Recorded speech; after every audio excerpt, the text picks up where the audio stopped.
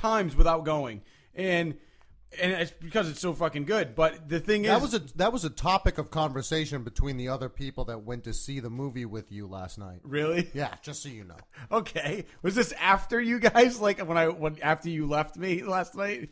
Like, It doesn't matter when it happened. It was a conversation. no, but I was thinking because I was with you the whole time, like until after we got drinks. So you know what I mean? Okay. Anyway, whatever. Well, you waited to have your liquids until after the movie. Oh, so. I see what you're saying. Okay. But anyway, it notifies you for the best times to go see the movie. And then while you're in the bathroom, you can read a synopsis of what's going on while you're not in the theater, which I think is pretty cool. But anyway, so it's impossible if you have the right technology and utilize technology to fucking miss out what's going on. Anyway, dude, but when Han Solo died... Imagine the guy that finds out about Han Solo's death via the P app. Where he's taking a piss and reading it, and he's like, Han Solo died. Yeah, but it wouldn't tell you that. It tells you when, like, that would be a scene when it wouldn't tell you to go to the bathroom because some shit's going down. But I will say this. When he died, it was just, like, fucking devastating. Like, like I said, not the fact that he get killed by his son, but by the fact he just falls into oblivion. And that's the last time you're going to see him. And correct me if I'm wrong, I've heard a lot about Harrison Ford, who he didn't even want to be in Empire Strikes Back. Like, he wanted nothing to do with it. He wanted to be killed off, and they didn't kill him off. So his only thing was, he's like, I will come back for this movie, like for the rejuvenation of the franchise. He's like, if you guys kill me off. And they did. And I posted something on at redbeardpodcast.com on Twitter, guys, or at redbeardpodcast. Check it out. Harrison Ford is looking to make $54 million off of this movie because of how well it's doing. And they're actually projecting that it is going to trump Avatar, which would be awesome. Like, Star Wars The Force Awakens trumps Avatar. Like, get James Cameron out of the picture. Like, seriously. Worldwide, it's already at like 517 million. Dude, it makes like $6 million apparently an hour, like the first weekend. That's how much money it was making. Both times I've waited in lines to get in. It's not like you just show up and you walk into the theater. Like, there have been lines of people. Yeah, no, it's like waiting to get on a ride at Universal Studios. That's exactly what it's like. Yeah. I think if anything, it's probably been one of the biggest movie releases I think I've ever been to. I can't think of another movie that I went to where I didn't wait in line. Like, can you guys remember another movie where you waited in line? Yes, I waited in line for The Phantom Menace. Oh shit! Yeah, that's right. Another Star Wars movie. Yeah, that would make sense. Well, you went to the theater ahead of time, and like, didn't you say you like people were like dressed up and shit? Like, you know, of course, waiting in lines out in like Bellingham to fucking or the theater. You know, when The Phantom Menace, when Episode 1 came out, I actually had to wait in line outside of the cinema months in advance.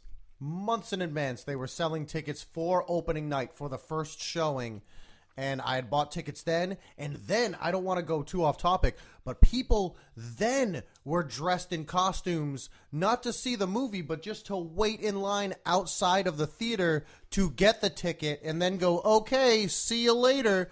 And it was summer. It was 90-plus degree weather, and people were dressed as stormtroopers. Yeah, but I feel like that's the fans' way of being like, you know what, I know I'm not seeing the movie, but this is dedication. Of course, no. This is how much I love this. I completely understand But I get that. what you're saying. But then, then we went to see the actual movie, and it was waiting in line. It was a mob. You know what's funny, though? It's like, you talk about that, like how crazy people get dressed up for Star Wars, dude. I remember walking into the Seekonk Theater or when Jason versus Freddy came out, and people were dressed as Jason and Freddy fighting outside the theater. Like, Star Wars is even crazier than that. See, I didn't experience that, and I did go. I'm a humongous Freddy Krueger fan. Love him, and I did go see Freddy versus Jason on the night that it was released. Same as the reboot for Nightmare on Elm Street, and neither time did I see anybody who had dressed up for the movie. It was like, it was weird. People cheered. But those were like the only two people. Like, we kind of walked by and we were like, oh, like, people are dressed up. And we're like, hey, look at those assholes. But like, that was the only time, the only people that were dressed up for that. But hey, people did dress up. And I mean, what about you? I mean, you, Cooley, you have been to a ton of movies like all of us. Is there any movie that you waited in line for besides maybe like a Star Wars franchise? So besides Star Wars, I actually waited in line for the Guardians of the Galaxy preview. Guardians of the Galaxy, man. I mean, that was a friggin' huge-ass movie. Yeah, like they actually And had, everyone who's listening knows It was you're a big literally- fan of Guardians of the Galaxy. it was literally a 15-minute preview, That's insane.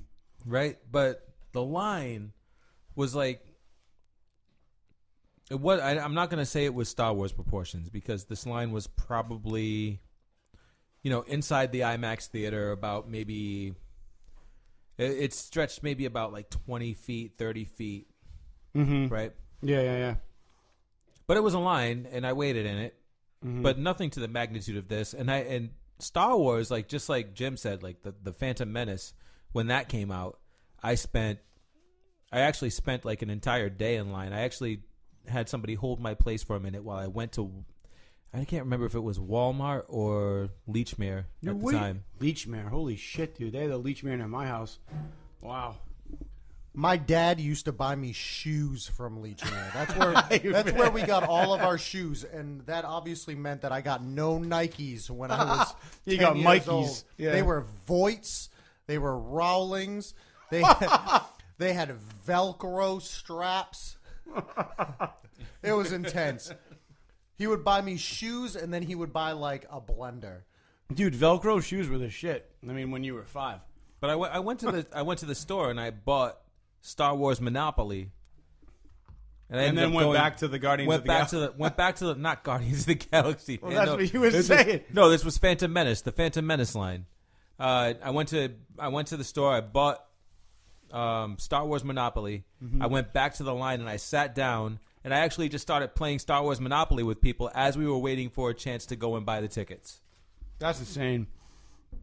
Let me ask you this, because I really want to kind of get to a lot of these characters. I mean, we already said that Rey was hot, and it was a great character. But I never aside, really said that she was hot. We just said that she was a great character. yeah, but I think it's kind of obvious. But we'll anyway, throw hot in there too. dude, I think I did mention the fact that I was sexually attracted to Rey. and she is, and I think it might be because her name is Rey, though. You don't think it's because she's like, I'm just fucking with you. It's because She has a man stand. I don't know. I'm just messing with you, dude.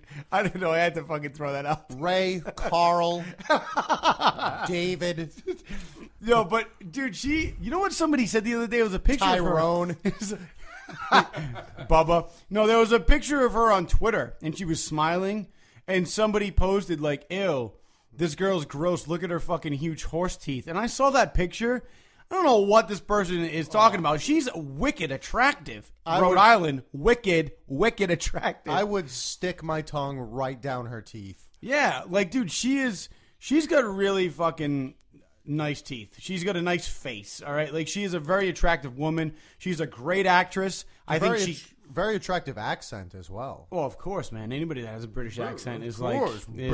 tears it up in my fucking fantasy. Like, I'm telling you, dude, like, I love the British accent. But I thought I'm excited to see her in the new Star Wars movies, like the next 2 to come out, or the continuation of this reimagination.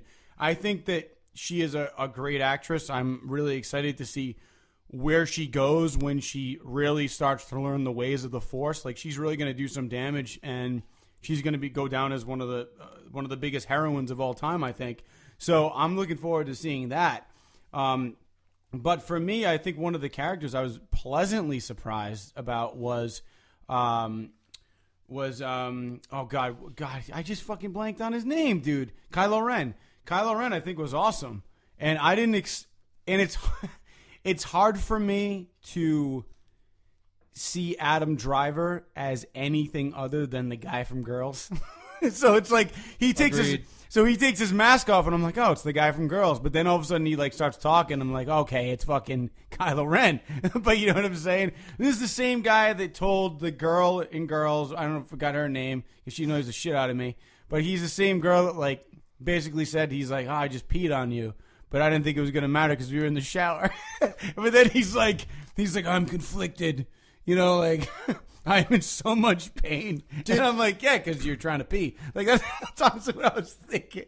But it's he did a great job with Kylo Ren. That's what I'm saying. Also, was anyone just a little bit like weirded out that Kylo Ren was taking orders from a living Lincoln Memorial? That guy was huge. Yeah, he was. That was Andy Serkis? That's who Yes. that was. Yeah. What a G. The same guy who played Gollum, Master betrayed us. Also, So- King Kong in the reboot. Yeah. Who else? Caesar. Yeah, dude. Yeah, Planet of the Apes. I mean, basically any character that's a CGI over the past 10 years has been Andy Serkis. But that guy's very talented. I mean, you're talking about not just vocally talented, he's physically talented to do the stuff he's done. Walking around as an ape for like 8 months is not an easy task, and he fucking killed it. So, and I honestly, the fact that he created such a breakthrough character in Lord of the Rings, and that did so well, like everybody knows Gollum, everybody knows Smeagol. He not only played a character, but he played a character with a split personality, and had to master his physicality. He's awesome. He's an awesome physical actor. He also played Ulysses Klaue in Avengers: Age of Ultron. But Did he really? yeah, but it wasn't a CGI character. It was actually just him on screen. I think it's one of the first times that you actually see Andy Serkis on screen as Andy Serkis. Yeah. I mean, he really is just a talent, and I didn't know that. I didn't know that when I was watching that. I actually found out after the first time I watched it, and then last night when we went, I kind of paid like more attention to it. I remember leaning over to you and actually telling you that it was Andy Serkis. You already knew. Another cool thing, you mentioned some stuff. There are a lot of actors who are friendly with J.J. Abrams and know him very well, and they were like, I just want to be in Star Wars. I don't care if people know who I am. I just want to be a part of the movie. And this is what I heard from a couple different people, and I've looked it up online, and sources have confirmed that Daniel Craig is in the movie, and he plays a stormtrooper. But no one, to what I have researched, have said which stormtrooper he has played. Daniel Craig, for the audience listening, obviously is James Bond. Yes, the new James Bond. So I haven't seen anything that says which stormtrooper he was playing, but he's definitely playing a stormtrooper.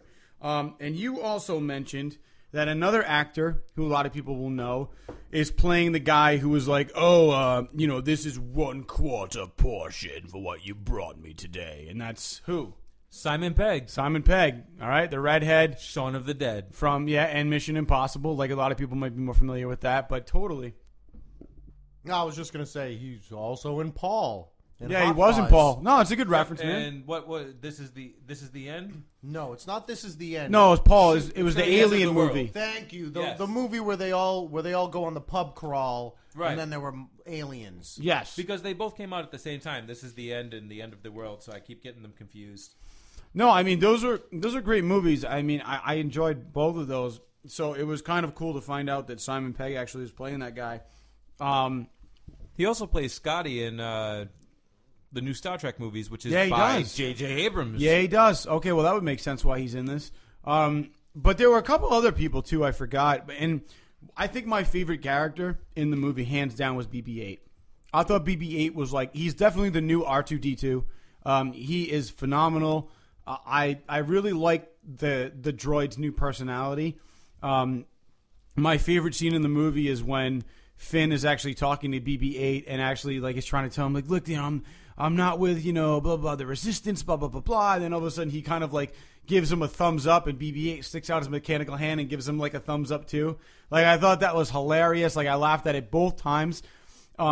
But here's the thing that I have a problem with droids in Star Wars. And maybe this is because they are decades and hundreds of years, ahead of us in this series. But why is it that everybody people like us understand a BB-8 language? Like, they're speaking in tones and just like, and like all these weird sounds, and we're supposed to know that means like, I don't care, or like, that's not cool. Well, Finn doesn't understand it. Yeah, but the majority of people do. Like, I guess that's just like a common language now.